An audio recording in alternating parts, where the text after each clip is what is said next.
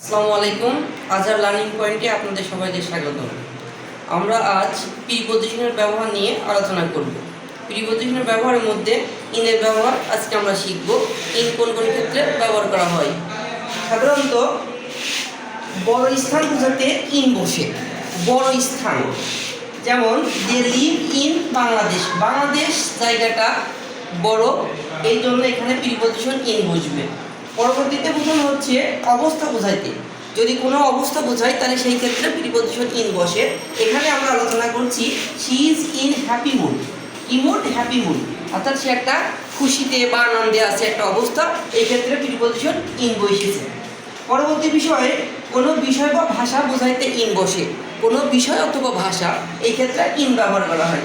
যেমন in English, in Bengali. তাহলে Bengali, English ভাষার ক্ষেত্রে ইন বসে। এর পরবর্তীতে বিষয়টা পেশার ক্ষেত্রে বোঝাইতে ইন বসে। পেশা, যে কোনো মানুষের একটা ব্যবসা বা কোনো পেশার ক্ষেত্রে ইন বসে। কারণ he has been in business, তাহলে বিজনেস কি তার একটা পেশা, এই পেশার আগে ইন বসেছে।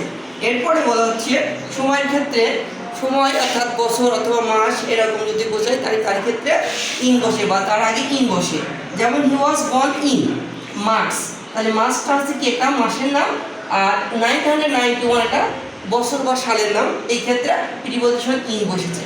তে ভিউয়ার্স, ইনের ব্যবহার মূলত এইগুলোই। ধন্যবাদ।